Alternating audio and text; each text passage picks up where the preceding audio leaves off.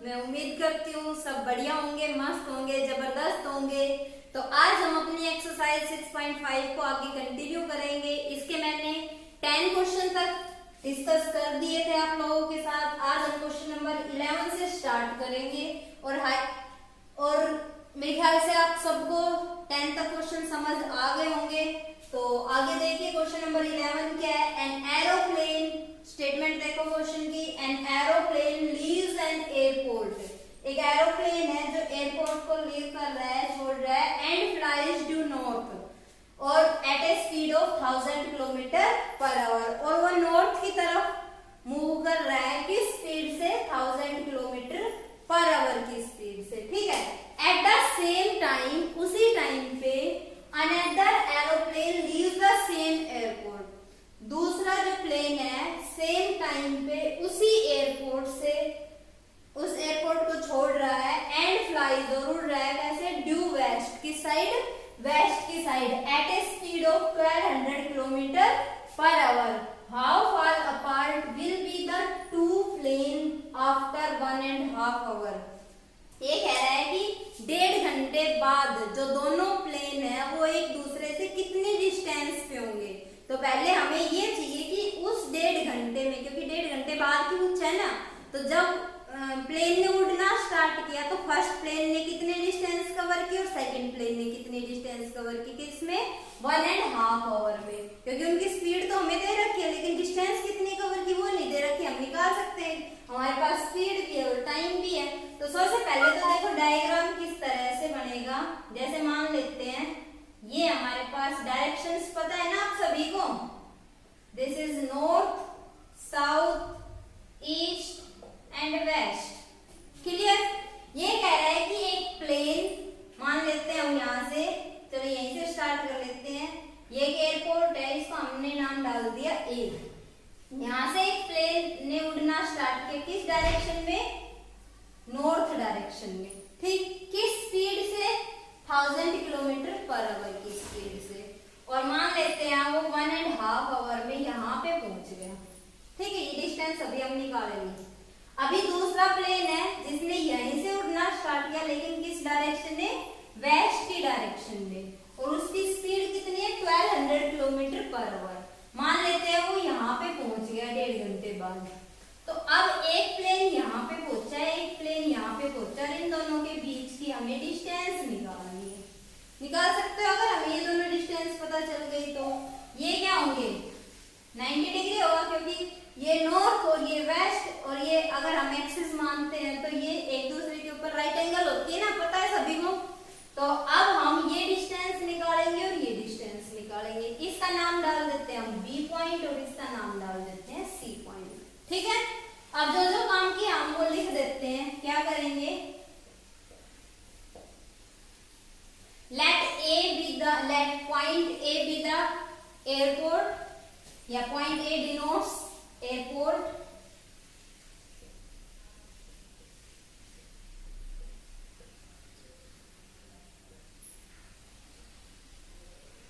denotes airport, airport को denote कर रहे हैं।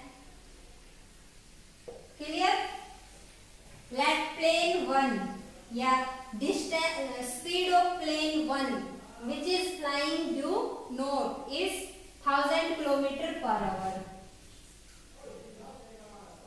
स्पीड ऑफ प्लेन या एरोप्लेन कह सकते हो, speed of plane 1 first which is flying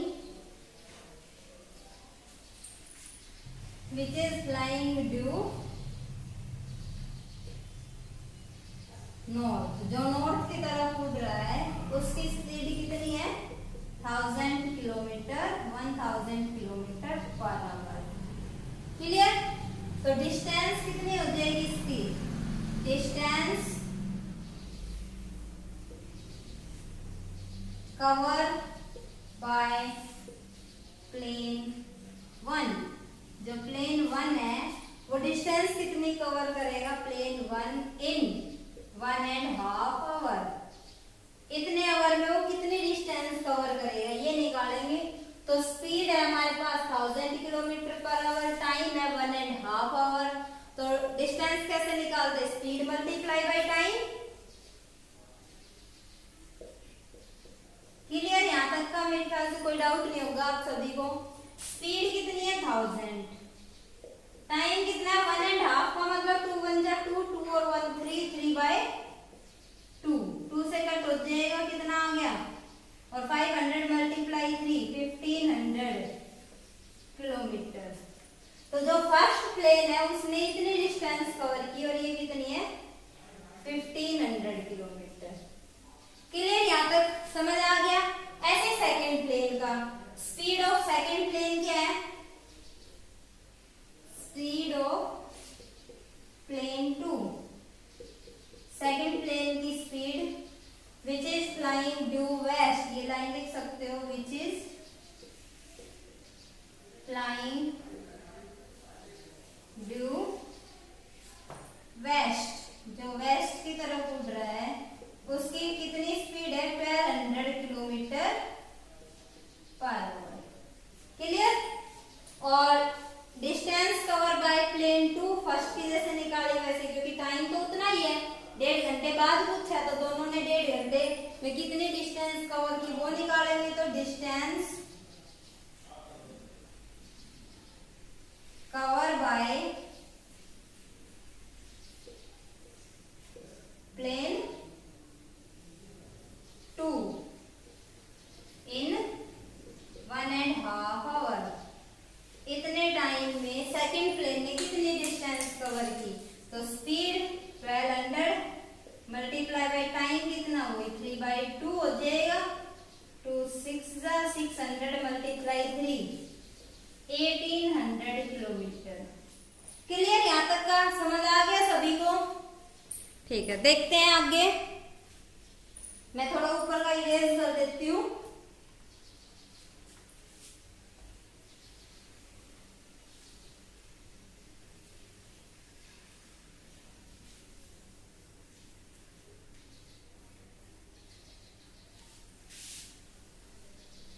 देखो, एक प्लेन ने इतनी डिस्टेंस कवर की, एक प्लेन ने, ये सेकंड प्लेन ने इतनी डिस्टेंस कवर की, और हमें निकालना है distance between these two plane. एक प्लेन यहाँ पे, एक प्लेन यहाँ, इन दोनों के बीच की डिस्टेंस BC होगी। तो distance between plane 1 and 2, distance between plane 1 and plane 2 is BC। अब ये BC निकालनी है, BC using Pythagoras theorem, Pythagoras theorem का यूज कर दे, यूजिंग पाइथागोरस थ्योरम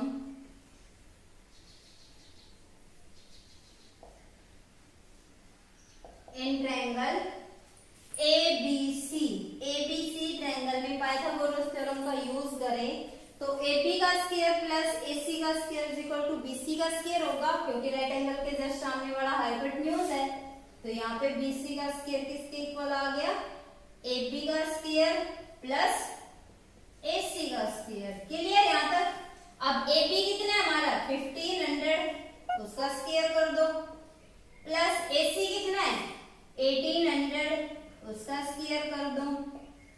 ठीक है, तो यहां से आ गया 1500 का स्क्वायर, 15 का स्क्वायर कर दो 225 होता है, और 20 का 40 हो जाएगा, प्लस 1800 का कितना होता है, 18 का कितना होता है 324 और 4 zeros। क्लियर यहाँ तक। तो यहां से आगे मैं इसको इरेज कर देती हूँ।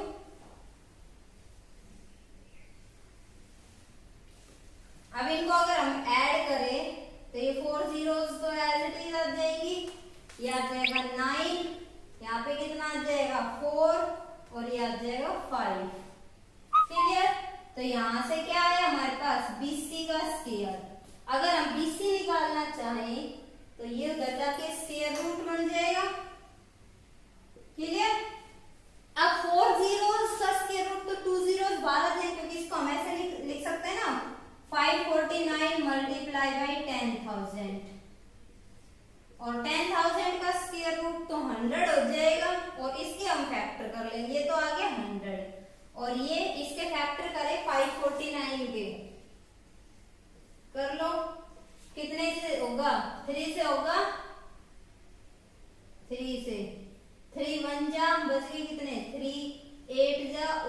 3 जा 9, अब फिर से 3 पे जाएगा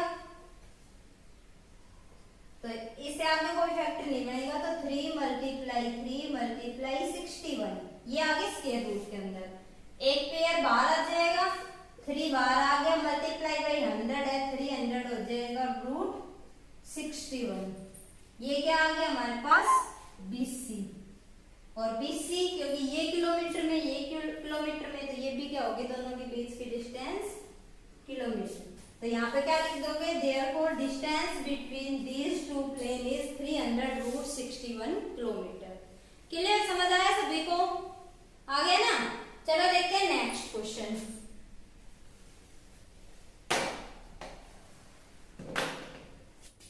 तो देखो नेक्स्ट क्वेश्चन है, क्वेश्चन नंबर 12, क्या है, two poles of heights 6 metre and 11 metre stand on a plane ground. ये कह रहे हैं कि दो पोल है जिनकी हाइट क्या क्या है 6 मीटर है और एक की है 11 मीटर, दोनों एक ग्राउंड प्लेन ग्राउंड के ऊपर खड़े हुए हैं। If the distance between their feet of the poles is 12 metre, अगर उन दोनों पोल के बीच की जो फुट है, फुट के बीच की डिस्टेंस, पैरों के बीच की डिस्टेंस कितनी है 12 metre, find the distance between their tops, तो उनके टॉप के बीच की डिस्टेंस क्या होगी वो निकालनी है। तो देखो हम पहले डायग्राम बना लेते, मान लेते हैं एक पोल ये है और एक पोल ये है, ठीक है, इसकी हाइट मान लो कितनी है 11 मीटर और इसकी हाइट है 6 मीटर। क्लियर, इसको इन दोनों के बीच की फुट के बीच की डिस्टेंस कितनी है 12 मीटर है, तो हमें निकालने इनके टॉप के बीच की डिस्टेंस, ये हो गए टॉप, इन दोनों टॉप के बीच की डिस्टेंस फाइंड आउट करनी है। तो हम इनका नाम डाल देते हैं, this is A B C and D, ठीक है। वर्टिकल पोल्स है तो ये परपेंडिकुलर होगा, इस तरह से होगा बिल्कुल जस्ट ऐसे, ये 90 डिग्री होगा, हमें ये डिस्टेंस निकालनी है BC। तो क्या करें अब हम, ये 6 है तो अगर हम यहां से इस AD के पैरेलल अगर एक लाइन ड्रॉ कर दें तो ये 6 है तो ये भी 6 होगी, ये टोटल तो 11 है यहां से लेके यहां तक, ये कितनी 6, तो ये कितनी बच गई, इसका हम नाम डाल देते हैं E पॉइंट। तो जो BE बची वो 11 माइनस 6 5 बची ना, क्योंकि टोटल 11 में से 6 सब्ट्रैक्ट करें कितनी बच गई 5 बच गई, हमें ये निकालनी है, और ये 12 है तो ये भी 12 होगी। हो गया इजी सा क्वेश्चन है। अब तो बहुत ही ये परपेंडिकुलर बेस हाइपोटेन्यूज निकालना है, समझ आया क्या करना है। देखो तो कैसे करेंगे, हम लेट करेंगे, यहाँ पे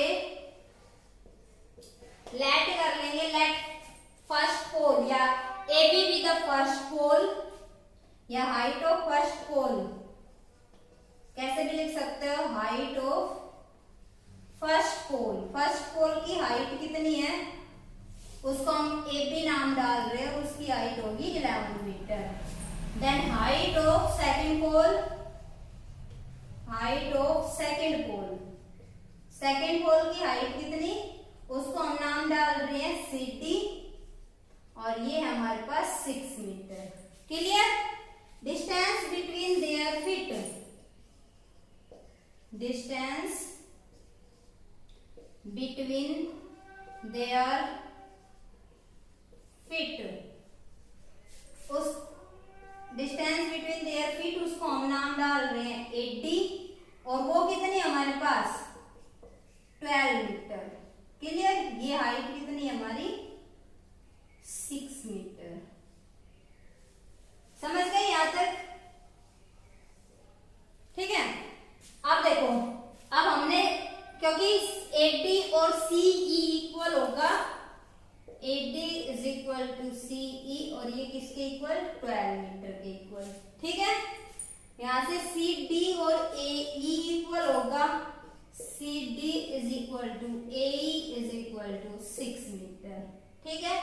देन BE, यहाँ पे क्या लिखोगे, then BE is equal to AB minus AE हो जाएगा, जो ये BE है वो AB में से AE घटा देंगे तो ये आ जाएगा ठीक है, तो यहाँ से ए बी कितना 11 माइनस 6 कितना आ गया 5 मीटर। क्लियर, यहाँ तक की चीजें। अब हम क्या करें, इन ट्रायंगल BEC, ये एंगल 90 तो ये भी 90, इन ट्रायंगल BEC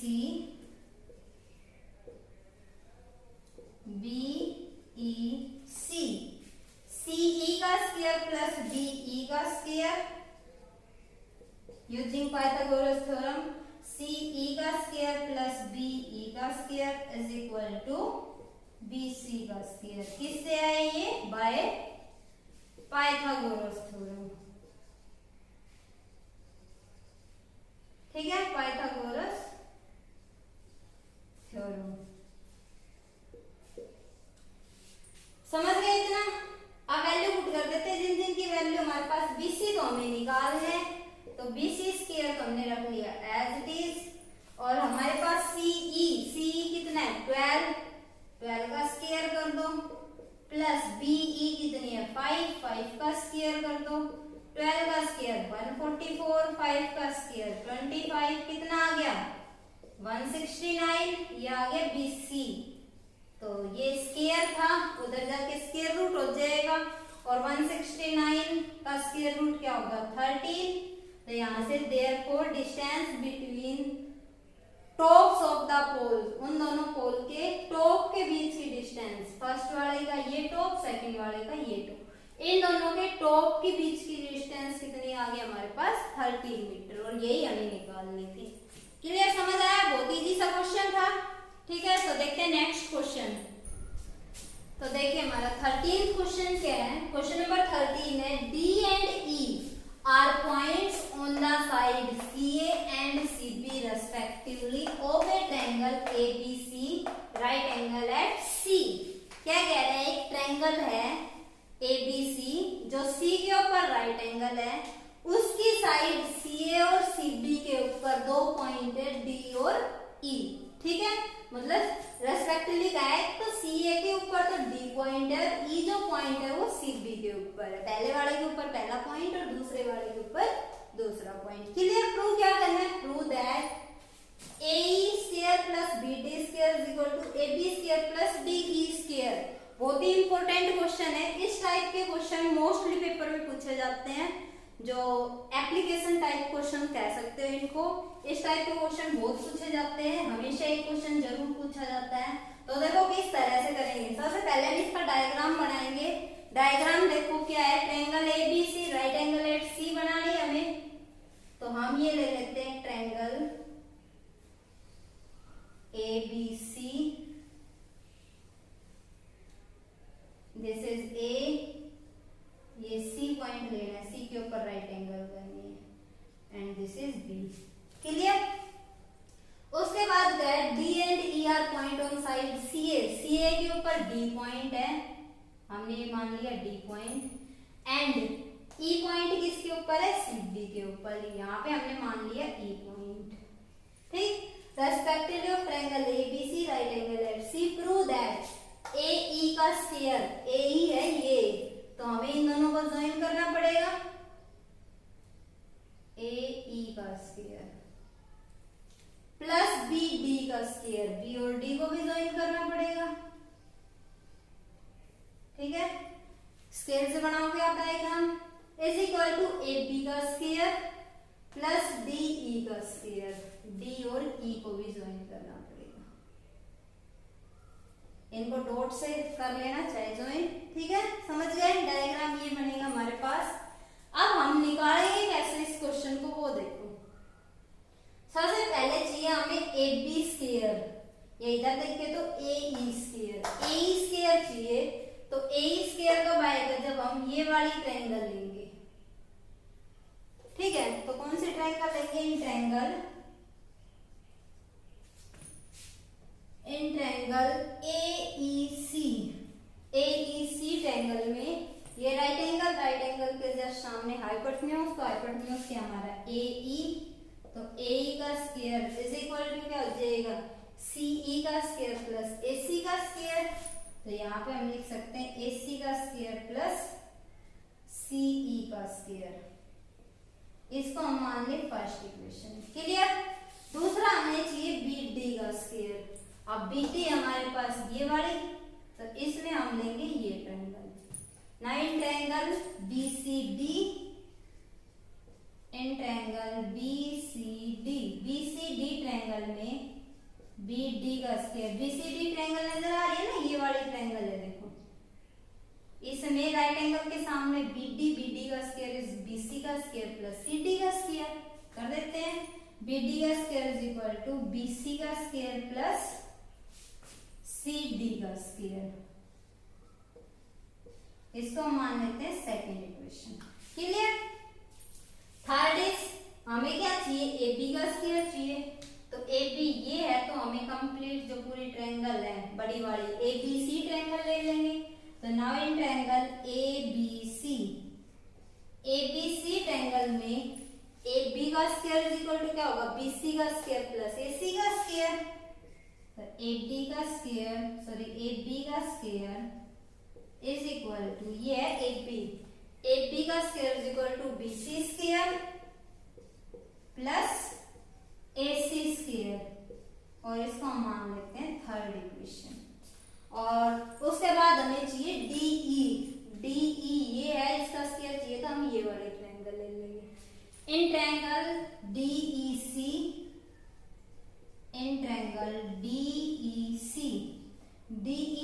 ट्रायंगल के अंदर देखो डी ई का square is equal to C E का स्क्वायर प्लस सी डी का स्क्वायर, प्लस सी डी का स्क्वायर। इसको हम मान लेते हैं फोर्थ इक्वेशन। तो चाहे पहले हम थर्ड और फोर्थ को ऐड कर लें, क्योंकि ए बी का स्क्वायर प्लस डी ई का स्क्वायर आ जाएगा हमारे पास, चाहे हम फर्स्ट और सेकंड को ऐड कर ले, वहां से भी आ जाएगा हमारे पास। ठीक है, तो हम पहले थर्ड और फोर्थ को ऐड कर लेते हैं। क्या करें, यहाँ पे एडिंग 3 and 4, 3 और 4 को अगर हम ऐड करें तो लेफ्ट साइड लेफ्ट में ऐड हो जाएगी, मींस ए बी का स्क्वायर प्लस डी ई का square is equal to right side देखो थर्ड की बी सी का स्क्वायर प्लस ए सी का स्क्वायर प्लस फोर्थ की राइट साइड है सी ई का स्क्वायर प्लस सी डी का स्क्वायर। ठीक है, अब हमें ये तो मिल गया ए बी का स्क्वायर प्लस डी ई का स्क्वायर, हमें ये और लेके आना है ए ई का स्क्वायर प्लस डी डी का स्क्वायर। तो यहां से अगर हम देखें, देखो ए ई का स्क्वायर किसके इक्वल है, ए सी का स्क्वायर प्लस सी ई का स्क्वायर, ए सी का स्क्वायर प्लस सी ई का स्क्वायर आपको नजर आ रहा है। दूसरा जो बी डी का स्क्वायर है वो बी सी का स्क्वायर प्लस सी डी का स्क्वायर, बी सी का स्क्वायर प्लस सी डी का स्क्वायर नजर आ रहा है। कर सकते हैं ना यहाँ से। तो क्या करेंगे, देखो हम इनको रीअरेंज कर लेते हैं। इधर हमारे पास लेफ्ट साइड में तो इसको एज इट इज कर दे ए बी का स्क्वायर प्लस डी ई का square is equal to right side में हम बी सी के स्क्वायर और सी डी के स्क्वायर को एक साथ लिख लेते हैं, बी सी का स्क्वायर प्लस सी डी का स्क्वायर ब्रैकेट प्लस दूसरी ए सी का स्क्वायर प्लस सी ई के स्क्वायर को एज इट इज लिख लेते हैं, एक साथ लिख लेते हैं, ए सी का स्क्वायर प्लस सी ई का स्क्वायर। कुछ नहीं किया, कुछ ऐड सब्ट्रैक्ट नहीं किया, हमने इन दोनों को एक साथ लिखा है। प्लस में इसको आगे लिख सकते हैं बी सी का स्क्वायर प्लस सी डी का स्क्वायर, और प्लस में ये ए सी का स्क्वायर प्लस सी ई का स्क्वायर। ठीक है, अब हम देखें कि फर्स्ट इक्वेशन से देखें, ये हमारी फर्स्ट इक्वेशन ए सी का स्क्वायर प्लस सी ई का स्क्वायर किसके इक्वल है, ए ई के स्क्वायर के इक्वल, तो इसकी जगह ए ई का स्क्वायर रख देंगे। एंड सेकेंड इक्वेशन में बी सी का स्क्वायर प्लस सी डी का स्क्वायर किसके इक्वल है, बी डी के स्क्वायर के इक्वल, तो इसकी जगह क्या रख देंगे, बी डी का स्क्वायर। तो यहाँ पे क्या लिखेंगे, फ्रॉम 1 and 2, 1 और 2 से क्या आ जाएगा हमारे पास, ए बी का स्क्वायर प्लस डी ई का स्क्वायर इज इक्वल टू इसकी जगह तो आ गया हमारे पास बी डी का स्क्वायर,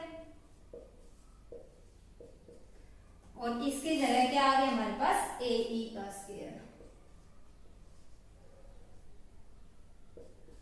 और यही हमें क्या करना था, प्रूव करना था। देख लो जो हमें प्रूव करना था वही है, ए ई का square plus plus B T का square is equal to B का स्क्वायर प्लस डी ई का स्क्वायर, और यहाँ से हमारे पास सॉल्यूशन शुरू हुआ था। ये इतना क्वेश्चन था, समझ गए? क्लियर है ना? समझ आए या नहीं आए ये बताओ मुझे। और अगर फिर भी कोई डाउट रह जाए तो कमेंट करके पूछ लेना, ठीक? तो आज के लिए इतना ही काफी है। इन क्वेश्चंस को ढंग से करना, ढंग से समझ के करना, ठीक है? और फिर भी कोई डाउट हो तो पूछ लेना। तो मिलते हैं अपनी नेक्स्ट वीडियो में। और अगर आपको वीडियो पसंद आई हो तो लाइक शेयर जरूर करना, और अगर चैनल को सब्सक्राइब नहीं किया तो चैनल को सब्सक्राइब कर लेना, ठीक है? Take care, bye bye.